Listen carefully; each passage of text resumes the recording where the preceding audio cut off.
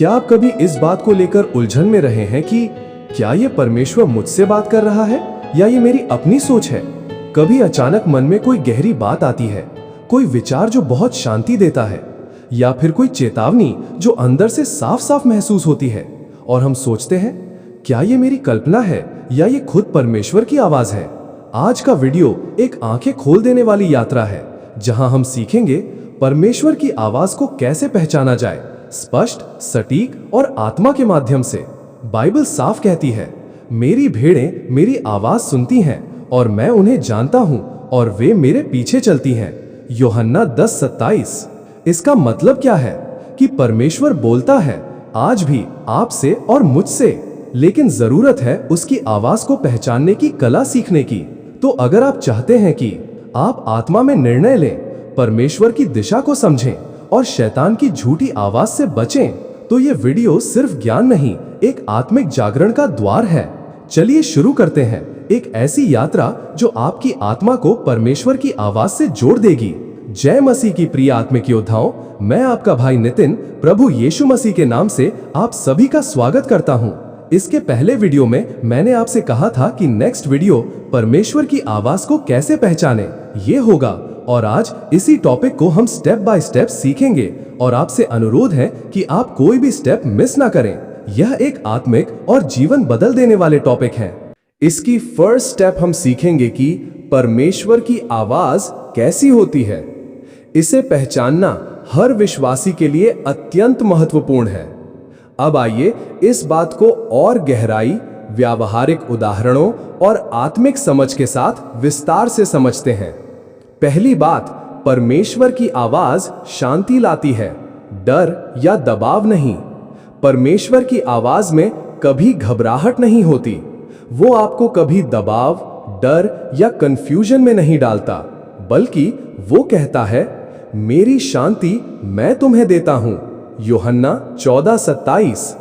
उदाहरण के लिए, आपको 2 नौकरी के ऑफर मिलते हैं, एक ज्यादा पैसे वाली, दूसरी आत्मिक रूप से शुद्ध माहौल वाली। बाहर से देखें तो पहली सही लगती है, लेकिन अंदर से दूसरी के लिए एक स्थिर शांति और संतोष अनुभव होता है। यह परमेश्वर की आवाज हो सकती है, क्योंकि वो शांति के साथ मार्गदर्शन करता है। दूसरी बात, परमेश्वर की आवाज भीतर से स्पष्ट होती है, बाहरी शोर में नहीं खोती। परमेश्वर की आवाज अक्सर एक भीतर की गवाही, इनर विटनेस होती है, ना कि कोई जोरदार आवाज या नाटकीय संकेत। एक राजा 19:12 में एलिया ने परमेश्वर को ना आग ना आंधी में, बल्कि धीमी कोमल ध्वनि में सुना, स्टिल स्मॉल वॉइस में सुना। उदाहरण के लिए, आप उपवास में हैं और अचानक आपको किसी के लिए प्रार्थना करने की प्रेरणा होती है। आपको ऐसा लगता है जैसे तुरंत उसके लिए विनती करूं। ना कोई जोरदार दृश्य, ना सपना, सिर्फ भीतर की खींच और स्पष्ट समझ। यह परमेश्वर की आवाज है, कोमल लेकिन शक्तिशाली। तीसरी बात, परमेश्वर की आवाज दोष या शर्म नहीं देती, बल्कि प्रेम में बुलाती है। शैतान आपको शर्मिंदा करता है, लेकिन परमेश्वर आपको पछतावा और पुनर्स्थापन की ओर बुलाता है। रोमियो 8:1। अब जो मसीह यीशु में है, उन पर कोई दंड की आज्ञा नहीं। उदाहरण के लिए, आपने गलत किया है, किसी से कठोरता से बात की। अब आपके मन में 2 आवाजें चल रही हैं। एक कहती है, तो कितना गंदा इंसान है, तुझसे कुछ नहीं हो सकता। दूसरी कोमल आवाज कहती है, तूने गलत किया, लेकिन लौट आ, मैं क्षमा कर दूंगा। पहली शैतान की है, जो आरोप लगाता है। दूसरी परमेश्वर की है, जो प्रेम से सुधारता है। अब देखें याकूब 3:17। परंतु जो ज्ञान ऊपर से आता है, वह पहले तो पवित्र होता है, फिर मेल वाला, नम्र, आज्ञाकारी, दया और अच्छे फलों से पूर्ण। यह शुद्ध परमेश्वर की आवाज का चरित्र दर्शाता है। इसका क्या मतलब है? पवित्र, यह कभी भी आपको पाप की ओर नहीं ले जाएगी। मेल वाला, यह झगड़ा नहीं, मेल कराता है। नम्र और आज्ञाकारी, यह जिद्दी नहीं, आत्मा के अधीन होती है। दया से भरपूर, यह दोष नहीं लगाती, आपको फिर से उठने का अवसर देती है। इसके क्या निष्कर्ष निकालें? परमेश्वर की आवाज की पहचान उसके स्वभाव से होती है। यह प्रेम में रची बसी होती है। यह वचन के अनुरूप होती है। यह भीतर से आती है, बाहर से नहीं। यह निर्णय के समय शांति देती है, दबाव नहीं। अभी हमने सीखा परमेश्वर की आवाज कैसी होती है। अब हम सेकंड स्टेप में हम जानेंगे परमेश्वर हमसे कैसे बात करता है। ये हर मसीही विश्वासी के लिए जानना अत्यंत आवश्यक है, क्योंकि हमारा परमेश्वर मूक नहीं है। वो बोलता है और वो व्यक्तिगत, जीवित और आत्मा से संवाद करने वाला परमेश्वर है। बाइबल और अनुभव दोनों ये दिखाते हैं कि परमेश्वर विविध रीति से बोलता है। आइए अब इन तरीकों को एक एक करके विस्तार से समझें और व्यवहारिक उदाहरणों के साथ गहराई में जाएं। चलिए, पहला तरीका, परमेश्वर अपने वचन बाइबल के द्वारा बोलता है। पढ़ें 2 तीमुथियुस 3:16। हर एक शास्त्र, शिक्षा, उलाहना, सुधार और धार्मिकता में प्रशिक्षण के लिए लाभदायक है। जब आप बाइबल पढ़ते हैं तो कभी कभी एक पद अचानक आपके हृदय को छूता है, जैसे वो सीधा आपकी स्थिति के लिए बोला गया हो। उदाहरण के लिए, आप चिंता में हैं और बाइबल पढ़ते समय ये पद आता है, चिंता की कोई बात ना करो। फिलिपियो 4:6। आपके अंदर शांति आती है, जैसे परमेश्वर कह रहा हो, बेटा चिंता मत कर, मैं संभाल लूंगा। ये परमेश्वर की सीधी आवाज है, वचन के जरिए। दूसरा तरीका, अंदर की गवाही या भीतर की कोमल धक्का के द्वारा। पढ़ें रोमियो 8:16। आत्मा आप ही हमारी आत्मा से गवाही देता है कि हम परमेश्वर की संतान हैं।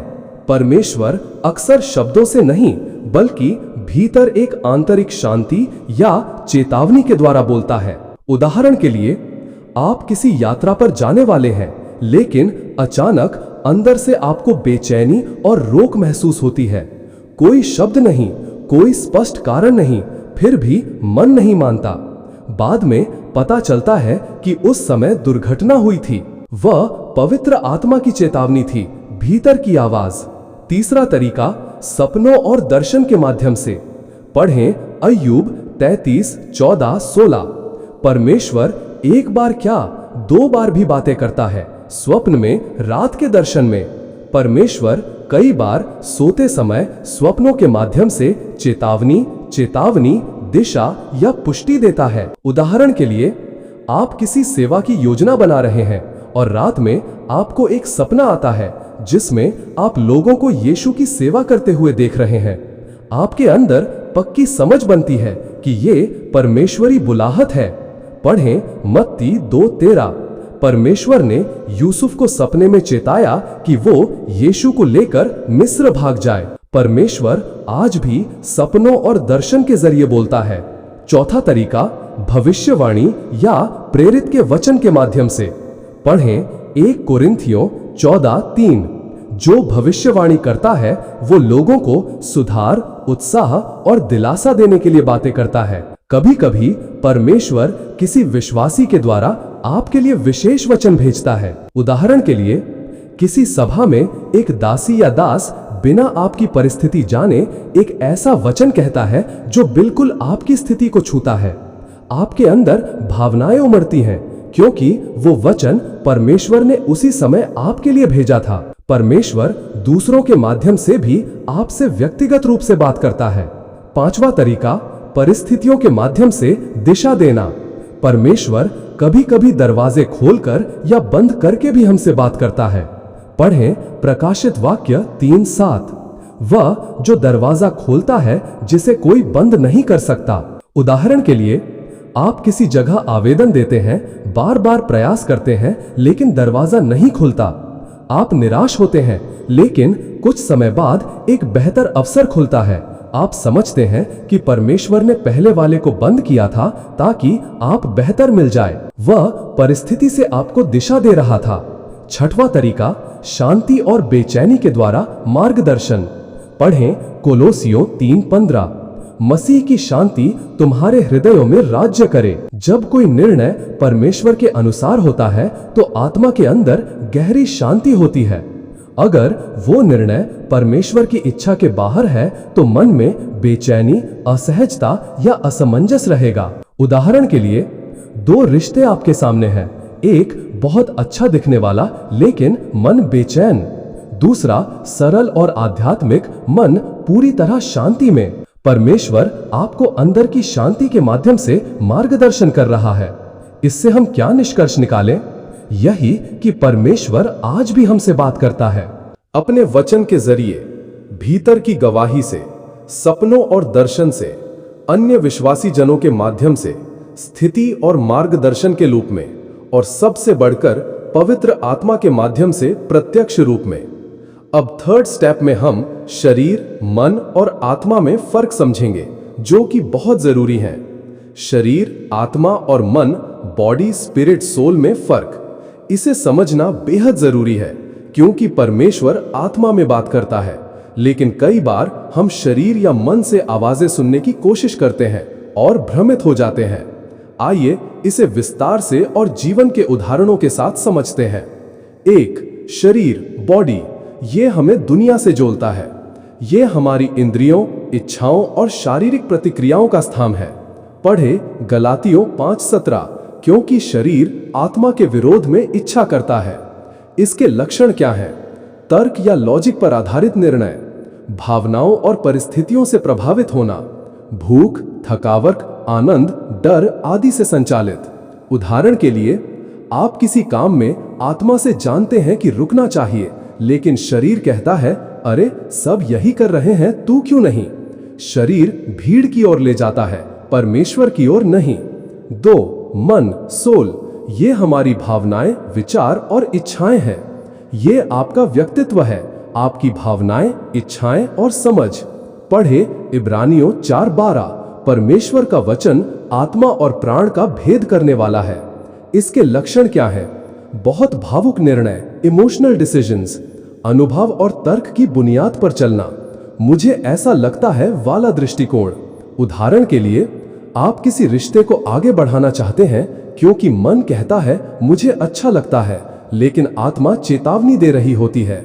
यही संघर्ष आत्मा और मन, स्पिरिट वर्सेस सोल का होता है। तीन, आत्मा, स्पिरिट, वही स्थान जहां परमेश्वर बात करता है। यही वो अंतरतम भाग है जो परमेश्वर से जुड़ सकता है। पढ़े 1 कोरिन्थियल 2:14, आत्मिक बातें आत्मिक रीति से ही समझी जाती हैं। और नीति वचन 20:27 कहता है, मनुष्य की आत्मा यहोवा का दीपक है। परमेश्वर हमारी आत्मा में फुसफुसाता है, भीतर की गवाही देता है। एलिया और धीमी आवाज का उदाहरण, पढ़े 1 राजा 19:11-12। एलिया ने परमेश्वर को न आंधी में, न भूकंप में, न आग में, बल्कि एक धीमी कोमल ध्वनि, स्टिल स्मॉल वॉइस में सुना। इससे हमें क्या सीखने मिलता है? परमेश्वर चिल्लाता नहीं, फुसफुसाता है। अगर आप बाहरी शोर में हैं, भावनाओं, डर, लालच में हैं, तो वो आवाज दब जाएगी। शैतान चिल्लाता है, परमेश्वर फुसफुसाता है। शैतान आपको दबाव में लाता है, डरो, अभी फैसला करो, अगर अब नहीं किया तो पछताओगे, सब यही कर रहे हैं, तू भी कर। ये शरीर और मन का शोर है, लेकिन परमेश्वर की आत्मा कहती है, रुको, शांत हो, मेरी प्रतीक्षा करो, चुप हो जाओ और जानो कि मैं ही परमेश्वर हूं।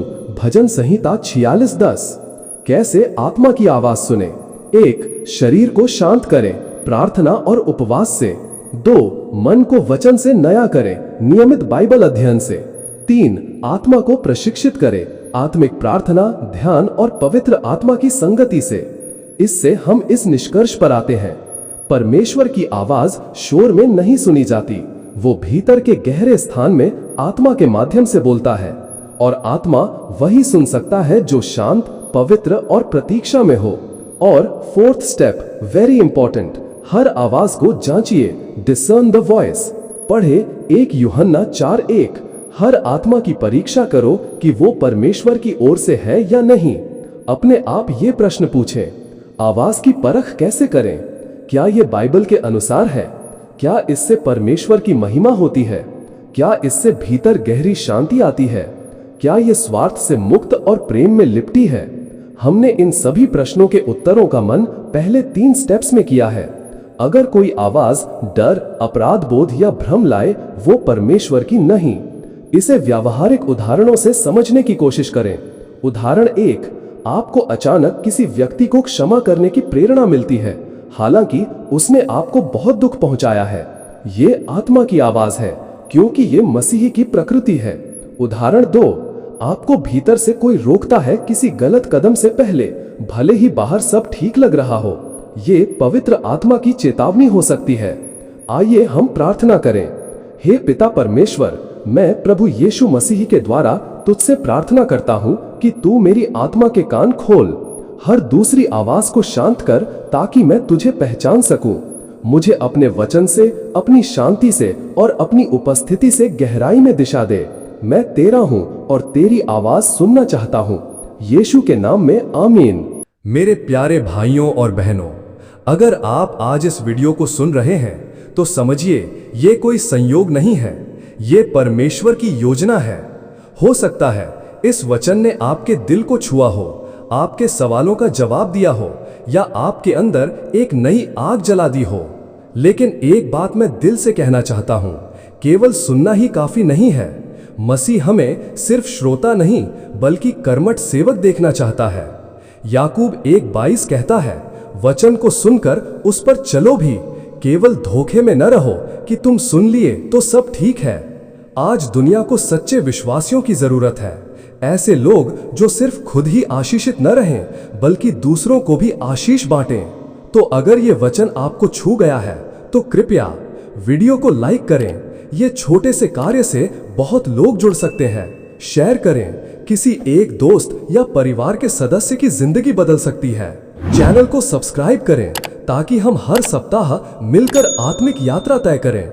और हाँ, कमेंट में बताएं कि आज परमेश्वर ने आपसे क्या बात की। चलिए हम सब मिलकर एक आत्मिक परिवार बनाएं। आप चुने हुए हैं, आप आशीषित हैं। अब दूसरों के लिए भी आशीष बनिए। चलो एक साथ खड़े हों और सुसमाचार को फैलाएं, क्योंकि आप और मैं, हम सिर्फ श्रोता नहीं, हम परमेश्वर की आवाज हैं इस पीढ़ी के लिए। जल्द मिलते हैं अगले वीडियो में। सबको जय मसीह की। God bless you all.